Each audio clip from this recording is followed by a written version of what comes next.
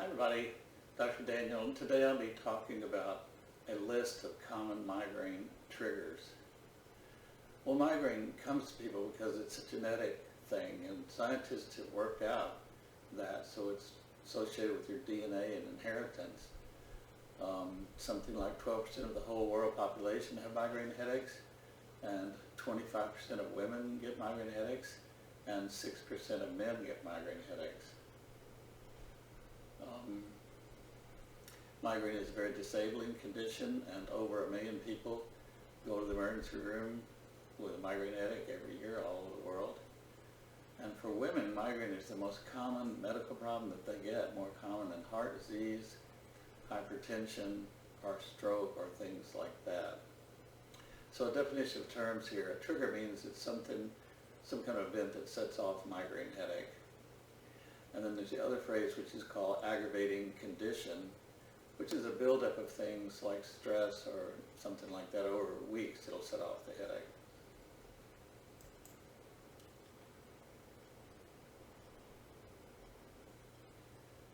And when I talk about stress here, it can be just normal things. They're usually normal things in life. Like all of a sudden your mother at age 80 has a stroke, has to go in the hospital, and you're working and you have to go see her and make arrangements for the children and running of your own home, and you're in the hospital, every evening or every morning for like 8 or 10 days in a row, and that can be very stressful. It could be overworked. It comes in periods of times like, accountants just for tax season have a lot of stress at that time, getting all the accounts taken care of. It could be taking on an extra job to make some money and things like that. So stress kind of builds up, and when it builds up, it can affect you, and it can be a cause of headache, of migraine headaches. So the number one feature that sets off, or the trigger that sets off migraine headaches, is stress. Well, the next trigger thing is freedom from stress, or letdown, weekend, or holiday headaches. So it's kind of the other side of the coin on that. It's kind of goofy, really, but people who've been under stress and then have a sudden release of stress will have a headache then also. And my simplistic way of looking at that is stress and anxiety generates adrenaline, which is the stress hormone in our brain, part of the fight or flight response. And that makes your cerebral arteries constricted. And think of people who are stressed have hypertension, that makes your arteries small, and that gets your blood pressure to go up. So if someone has freedom from stress, the arteries of your brain are constricted, and then when you're during stress, and then when you don't have it, they're suddenly dilated and you get a headache at that time. And examples of this would be somebody who's worked for a month or two hard to get enough money and everything's set, so get somebody to take care of the kids and get your flight arrangements all made, so you go out of town and get somebody to cover your yard and things like that. You have all these little issues to do, and you finally get on the plane and get your destination, and then the next morning you wake up with a terrible migraine headache. That's called a letdown headache. So headaches that are freedom from stress type headaches occur in characteristic times. They're called holiday headaches, which can come commonly in my practice. I'll see people after Thanksgiving or after Christmas, which is a very stressful time, or people after holidays, or even just a letdown headache that comes Saturday morning headache or Sunday morning headache, when people are just kind of withdrawing from the stress of the normal weekend. Stress headache, letdown headaches that come after stress then. The next on the list is estrogen and fluctuating level of estrogen in the female body.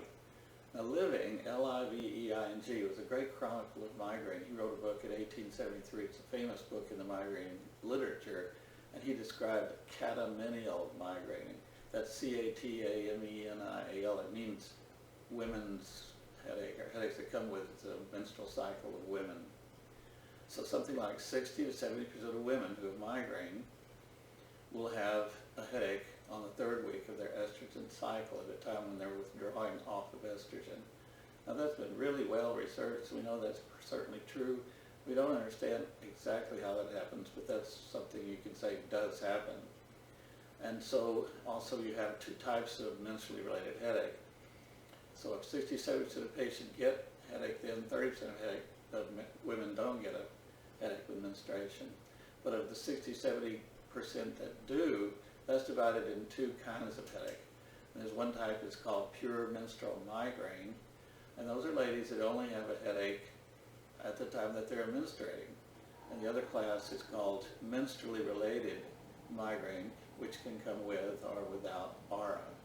And those are ladies who have a headache with their menstrual cycle, but also may have other migraines during the month.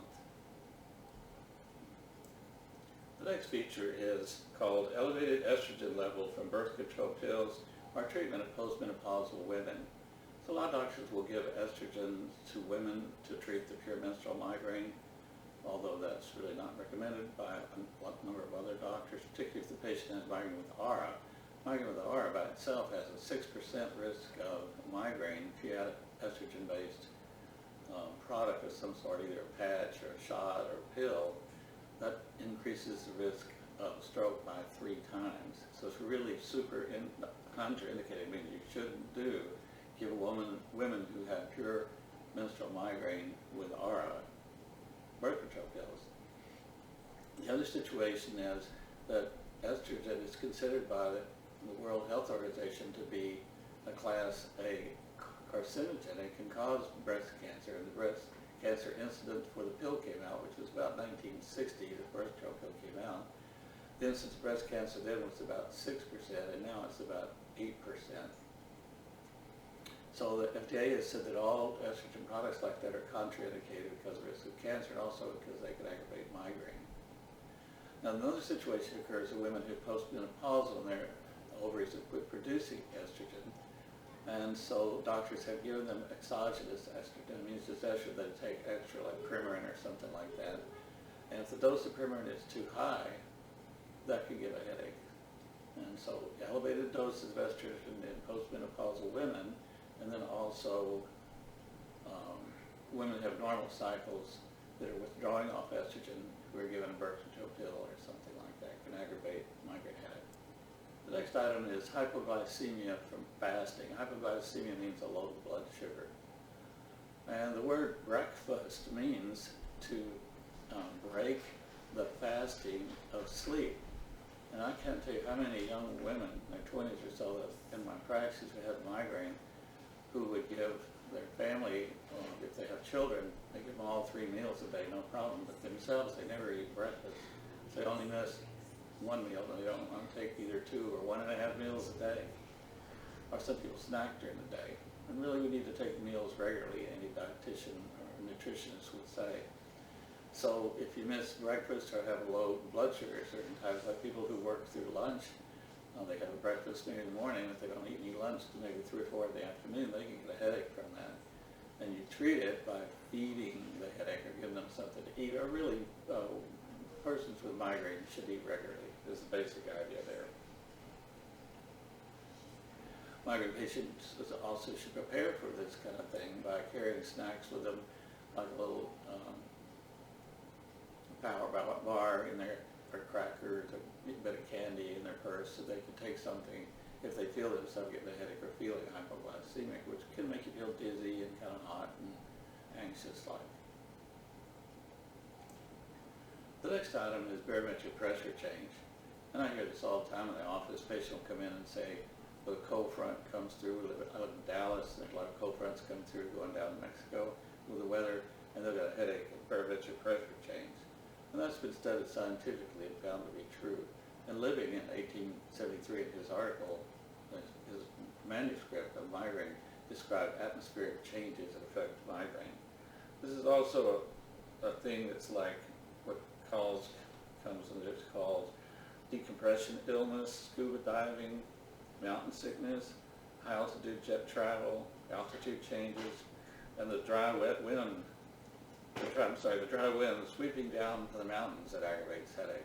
Exactly how that aggravates headache for the human brain, I really don't know, and I've looked it up a number of times, I can't figure it out. I never learned in neuroanatomy in medical school of barometric pressures in the human brain, but they may be in the carotid artery, in the sinuses, it may be the dural sinuses in the brain, and some kind of traction or something like that aggravates it. But it's a real phenomenon, and people can get barometric pressure change headaches as part of migraine. It's a real common thing. I always advise persons to, if they get that kind of headache, to track their headaches on their cell phone or their computer, and if the barometric pressure drops, then they could go ahead and take whatever migraine drug works for them. If they're using a triptan, they go ahead and take a dose of triptan, so they're treating early. And that's just an idea that can help some of these folks. Next, we've got motion sickness. I used to joke with patients in the office that migraine patients have M&Ms. They have migraine and motion sickness written on their forehead. So the relationship there is something like 60% of persons who have migraine will have motion sickness. And it's very common. And these people may start off as children with motion sickness in the car. Part of it has to do with fixation of your eyes. Your child in the back seat of the car in a child care seat, and you can only see inside the car that everything's bouncing around. Your eyes making continuous fixation, refixation movements, and all the neurological nerves of that are located in the brainstem, and that's near the bonnet center. And so somehow or another, that eye movement will set off nausea, make you want to vomit. So sometimes setting the child up in a high chair so they can look out, or for the patient themselves to actually drive, where they look at the road, which doesn't move, or sit shotgun on the right side of the car where they can see the road outside, which doesn't move, is helpful treatment for this. I was a Navy neurologist in San Diego during the Vietnam conflict in the 70s, and I saw a guy who came all the way from Iowa coming to the submarine base, which is in San Diego, and he wanted to go out in submarines. That was a part of his thing he wanted to do with the Navy. He trained for it. When he went out to the Western Pacific, he got out halfway there, and he had such horrible nausea and vertigo. He was not fit for duty, so they airbacked him back to Balboa Hospital where I was working. I saw him, and he had to be discharged from the Navy because of all the armed branches. The Navy, reasonably, is the only branch that requires persons to be fit for duty, even they cannot have motion sickness. What happens with people with motion sickness is migraines. They kind of learn to live with it. Sometimes they'll take a little Benadryl or drugs like that, antiviral, before they get in the car. Sometimes they can get this from riding in airplanes or on boats. I personally myself had horrible seasickness one time on a boat. So they'll, in cars, they'll try to drive or sit in the front seat. They will not read in cars, which can aggravate the fixation problem, looking down at the document and you're holding in your lap and things like that. So migraine and motion sickness. The next item is sleep features. The most common relationship here is with insomnia, but also it can occur to persons who oversleep. And so with migraine, you generally want to sleep 7 or 8 hours a night and try to get adequate sleep if you can. But the problem with that is the associated comorbid features of migraine are depression, 50%, and generalized anxiety disorder, 40%. And both of those psychiatric conditions have cardinal symptoms of insomnia or hypersomnia for depression, and those can both aggravate migraine. So if you train in neurology and they do EEG, they put these wires in your head and you look at the patterns of brain electrophysiology on a computer, there are 4 stages of sleep that we're taught. There's stage 1, 2, 3, 4, and stage 4 is slower waveforms than stage 1. And the research that's been done on that shows that migraine patients generally only get in stage 1 or 2 of sleep, but they don't get down in stage 3 or 4 sleep very well. And so they're light sleepers in general. The other thing that happens also is that during dreaming, our eyes move. They're called rapid eye movements, and they'll move across the screen. If you were looking at them on a computer in the old days, we used to look at EEGs on paper. Anyways, the rapid eye movement can occur. So if you're dreaming, and most people will dream maybe 3 or 4 times a night, and the last one is usually a dreaming event. If someone goes to bed at 11 and they're going to get up at 7, the last dreaming event will be around 5:30 or 6 or something like that. And during dreaming, the autonomic nervous system turns on and all the brain cerebral arteries are constricted. And then just like a switch, as soon as you wake up from the dream, even though you're still asleep, you stop dreaming underneath the sleep time, then you'll get vasodilatation. They wake up with they call it a wake-up headache they can have in the morning. And those should be treated in bed with medication near bedside. So sleep can certainly affect this, and oversleeping can aggravate headache as well. The next is fragrances. this is a big issue for a lot of migraine patients. The common thing there would be perfumes, cigarette smoke, dry, stale, mildew kind of smells in certain rooms or houses. The cranial nerve for smell is the olfactory nerve, which is the first cranial nerve. It carries information right into your brain and just in the forehead in that area. The first cranial nerve is located there. And migraine inflames the senses. That's why you get sensitivity to light, sensitivity to sound, and also sensitivity to smell. I've had some patients get such bad, what's called osmophobia, which is fear of smells, and migraines produced by that at work, particularly around cigarette smoke or somebody's perfume that's driving them crazy, that I've written notes to try to help them live with that condition, because doctors are supposed to help patients, and that was what I was trying to do. I also remember just a personal story that I went to a migraine meeting in New York years ago, and I think we had 4 kids at home at that time. We were in a hotel, and when we checked in the hotel, we always asked for non-smoking, because my wife has migraine. And when we got in the room, she could smell the smoke, and I went over and picked up the phone and said to the manager, we need another room, because I wasn't going to be there with my wife having a migraine headache. So, cigarette smoke, osmophobia, a big trigger for migraine for a lot of folks. The next item as a trigger is flashing and fluorescent lights. This does something to the brain. You're receiving that through the optic nerve, which is the second cranial nerve, and it aggravates the heck out of that, particularly if you have photophobia, which is sensitivity to light anyway, which can be pain alone, and that's really not well understood. So flickering lights can either start a migraine or can aggravate a migraine headache if you're in the middle of it. And you'll see this in folks who would go to a jazz club or a discotheque where they have rock shows and they flash the lights like a strobe light that can be shown, and that can really set off migraine. Some persons with strobes have had seizures produced by that as well. Obviously, in the office situation where fluorescent lights, can flicker, particularly if they're old or not well seated in the place where they're supposed to be in the fluorescent light set, then they'll flicker and it'll drive people crazy. And so people with migraine in a work situation with flickering fluorescent lights can get headaches, and it really bothers them. It bothers them just to be around that kind of light, but other people can care less. It doesn't bother them at all. And also I've written letters for persons to try to get persons working in that situation, try to get them to fix the light or allow them to move to another room so they can get away from it, because it's a very bad aggravating feature of migraine headaches in these persons that are very sensitive to flickering or strobe light. Fever. Well, if you think of someone who has fever, their face is flushed, their temperature is elevated, and all the little blood vessels in their face are vasodilated. The same thing happens in the cerebral arteries, and migraine is a condition where dilatation of cerebral arteries occurs, and so migraine patients can have more fever-related or vascular headaches than normal persons, and that's just part of migraine. And you want to treat that by getting the fever down using ice or analgesics like aspirin or something like that. The next are dietary factors. And I've recently reviewed this for a blog article, and that's a very convoluted, poorly researched study that needs double-blind studies to figure it out.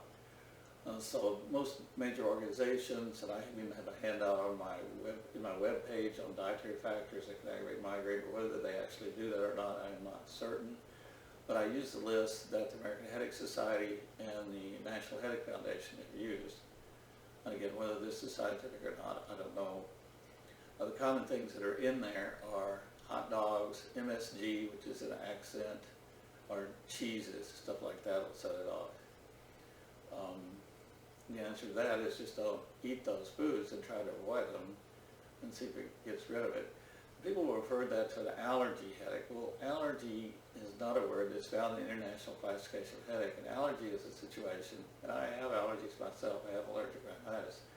And that's a situation where, like with me, if I get the cedar pollen and it gets in my nose and throat, my immune system develops IgE, and then it produces clear fluid and sneezing and irritation, redness in my eyes and stuff like that, and you have to take an antihistamine to treat that. That's allergy. That doesn't occur with headache or migraine. Migraine is vasodilatation, chemical inflammation of the brain arteries and trigeminal nerves, a different condition. So I'll tell people if foods aggravate migraine, they do it because of this process of setting off neurochemicals that aggravate migraine. It's not an allergic kind of thing, gamma E, a production of immune response, different kind of thing with migraine. The next one is heat or sun or workout headache. Now I looked at a number of migraine textbooks to find that. It's not in a lot of textbooks, but it's all over the internet and people write about it. Whether it's well studied scientifically, I'm not sure. I think the heat or sun headache probably is reasonable. It does happen. I'm just going to say I don't think it's well studied for me to use it as a reference. But again, you think like with fever, with heat, it makes all the arteries in your brain and your forehead, face is hot. You're hot and working out on the treadmill. Your face is flushed and your arteries in your face and your brain are dilated and you get a headache from that. Some people get a bad workout headache, and so the ideas I've had for treating that have been you could try taking a simple analgesic like Advil or Tylenol or aspirin before you work out. The other thing is to use ice during that time. You can try to get underneath a fan or in an air-conditioned room or something. You might do better on a treadmill with the YMCA than jogging in the backyard when it's 100 degrees outside, or that kind of logic like that will help treat heat headache that comes to people. Next we have as a trigger intercourse orgasm headache.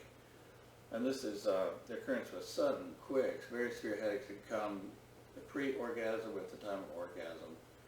And it's a terrible, terrible headache that comes at that time. It can affect relationships. It's a well-known problem. It's been a reported migraine a long time. I'm going to use a reference here from that. Hippocrates described headache from immoderate venery, and venery is excessive sexual activity. Napoleon's wife reportedly stated, "Night to night I have a headache," and that's been echoing through the centuries ever since then. Lance is a famous Australian headache doctor. He wrote about the sexual relationship with headache in 1969, and his article was first in the headache literature. Had an article on this called Coilocephalgia, and he stated, I'm just going to read this.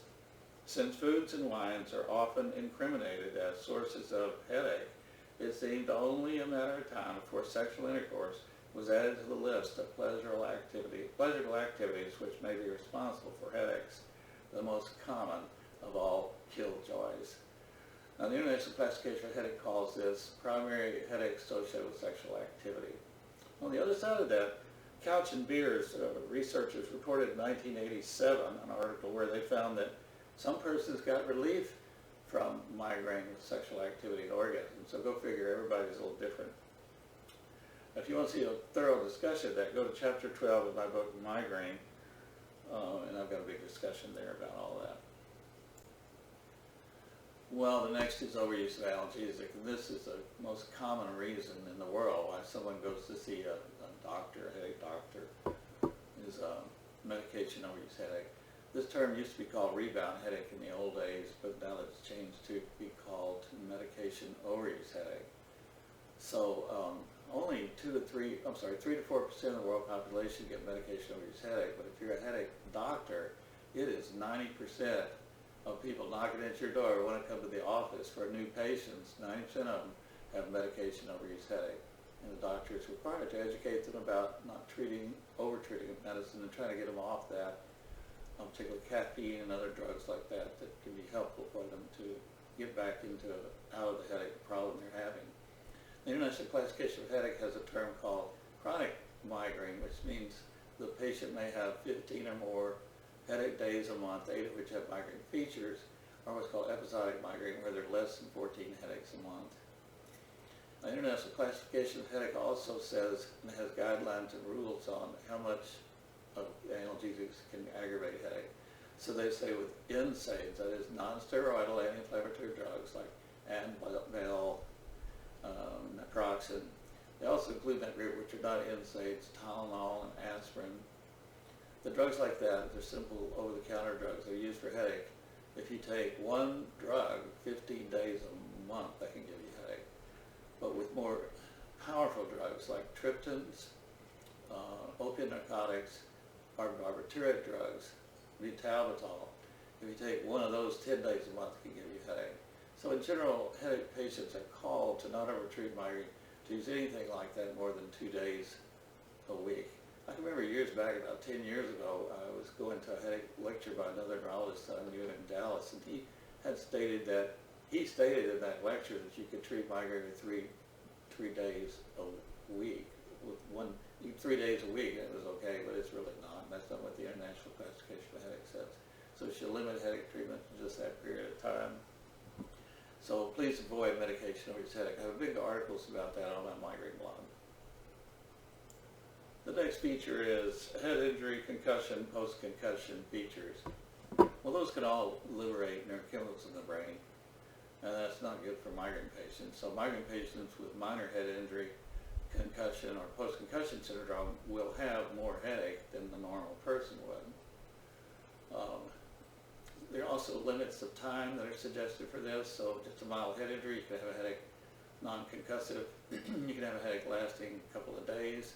A concussion headache can last, let's say, up to about a month or two. Post-concussion syndrome, maybe a couple of months.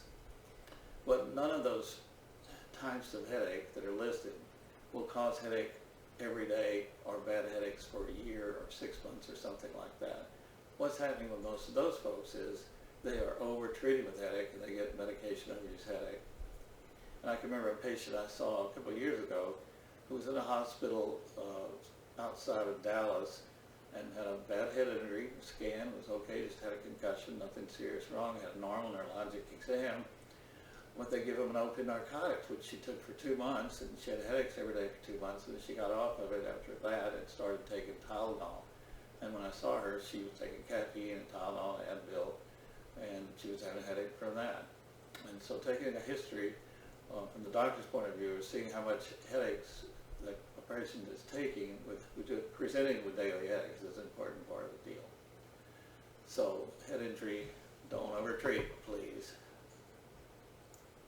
Next one is caffeine withdrawal.